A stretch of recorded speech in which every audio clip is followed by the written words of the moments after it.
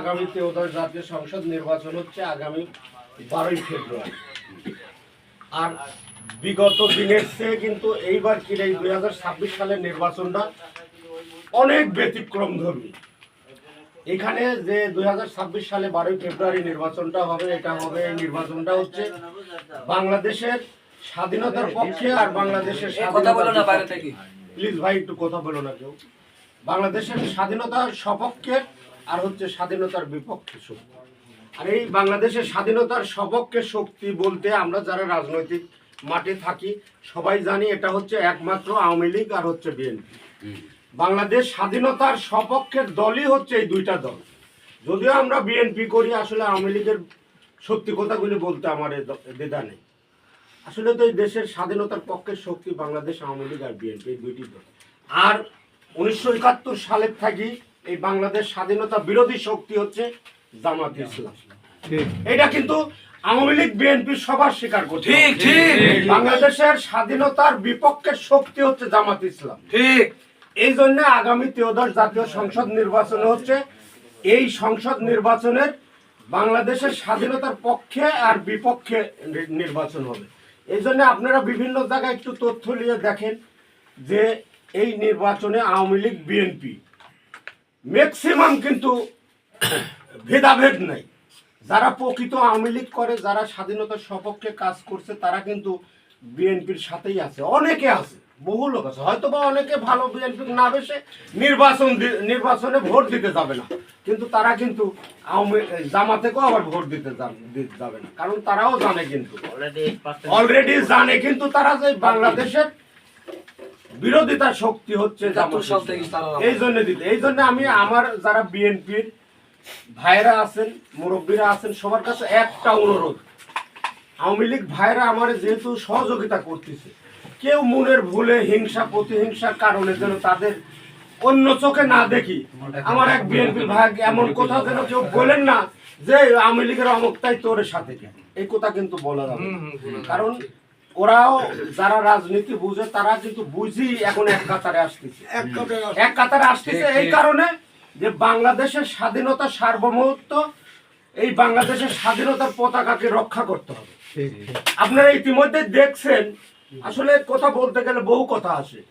আমাদের প্রিয় নেতা দেশনায়ক তারেক রহমান যে গাড়ি নিয়ে চলতেছে বা প্রচারণা চালাচ্ছে, ওনার গাড়ির রং কিন্তু হচ্ছে লাল আর সবুজ। আপনারা খেয়াল করছেন অবশ্যই। আর এই বাংলাদেশ স্বাধীনতার পতাকা কিন্তু লাল আর সবুজ। আর জামাত ইসলাম যে গাড়িটা বের করছে বা যে পতাকা দিচ্ছে, ওটা কিন্তু শুধু হচ্ছে সবুজ। সবুজ মানে পাকিস্তানের পতাকা।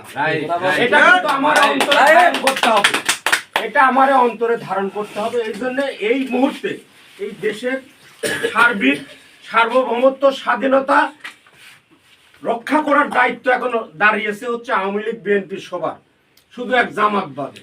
এই জন্য আমরা সবাই ভাই ভাই হিসেবে এক কাতারে থেকে আমরা এই দেশের স্বাধীনতা সার্বভৌমত্বকে রক্ষা করি। তারপরে যদি আবার কোনো সময় সুযোগ আসে, আওয়ামী লীগ ভাইরা আওয়ামী লীগের মতো নির্বাচন করবে, আমরা আমাদের মতো করব। জনগণ যদি আওয়ামী লীগ ভাইরা যদি ক্ষমতায় ভোটের মাধ্যমে দেয়, ওয়েলকাম, আমার কোনো আপত্তি নেই। কিন্তু এই দেশের ক্রান্তি লগ্নে এই বিপদ মুহূর্তে এই দেশে রক্ষা করতে হলে আওয়ামী লীগ বিএনপি এক কাতারে দাঁড়িয়ে সবাই মিলিতভাবে এই দেশে রক্ষা করতে হবে। আপনারা বলতে পারতেছেন, দেখেন আমরা তো এই বাংলাদেশের 90% লোক হচ্ছে মুসলমান নাকি? জামাত ইসলামের যে কথাটা প্রকাশ করে বেড়াচ্ছে, রোজার পূজা নাকি এক জিনিস, আসলে মুসলমান হিসাবে এটা তো কোনো মতেই মানা যাবে না। আবার নাকি জামাত ইসলামে ভোট দিলে নাকি জান্নাতের টিকিট পাওয়া যাবে।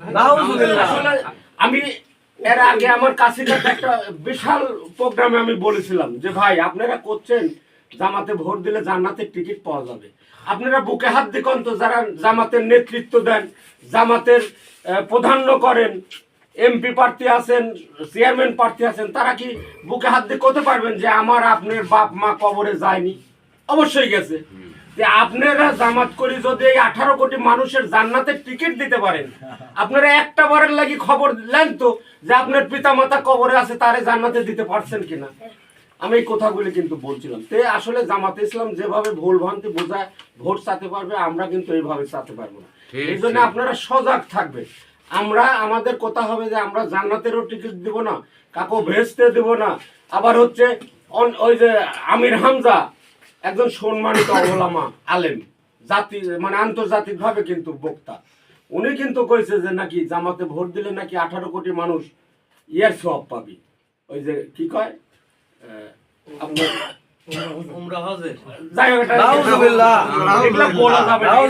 কিন্তু এগুলা বলি বেরাচ্ছে, তা আমরা ওই কথা বলবো না। আসলে জান্নাত পাওয়ানির মালিক তো উপরালা, উমরা হজ করার মালিকও উপরালা। একজনের কোটি কোটি তার টাকা থাকবে কিন্তু তার উমরা হজ করার তৌফিক হবে না, হজ করারও তৌফিক হবে না। আবার আল্লাহ যদি হেফাজত করে তাকে পাঠায়, একজন ফকির নিয়েও কিন্তু ধীরে ধীরে যাবে। আমরা মহান রাব্বুল আলামিনের উপর বিশ্বাস করে আমরা রাজনীতি করব। এই জন্য জামাতের এইসব প্রলোভনে কান দেওয়া যাবে না। আবার ওই যে কোরআন লিয়ে আসি বোরখার নিচে রাখি মা বোনের বিভিন্ন রকম কথা বলতেছে, আমরা এগুলা বলতে চাই না। আমরা সাধারণ মানুষকে বোঝাবো, বোঝা আমরা ভোট চাবো, ভোট তারা ভালো লাগলে দিবে, না লাগলে দেবে না। আমি সবশেষে একটা কথাই বলবো যে আমরা আওয়ামী লীগ বিএনপির এখন দায়িত্ব হয় দাঁড়াইছে হচ্ছে বাংলাদেশের স্বাধীনতা সার্বভৌমত্ব রক্ষা করা। এই দেশের মাটি যে 71 সালে যুদ্ধ করে অনেক মানুষ জীবন দিছে, অনেক পঙ্গু হয়েছে, অনেকের খোঁজই নাই। কিন্তু আওয়ামী লীগ বিএনপি এক কাতারেই ছিল। তখন তো আসলে শেখ মুজিবুরের নেতৃত্বেই ছিল, শহীদ জিয়াউর রহমান দায়িত্ব ছিল। তখন তো শেখ মুজিবুরের পাকিস্তানের কারাগারে লিয়ে গেছিল এই পাকিস্তানের এই হানাদার বাহিনী, এই জামাতে ইসলামের ইয়াতি। কিন্তু আজকে ওনারা দেশের জন্য মায়া কান্না কানতেছে।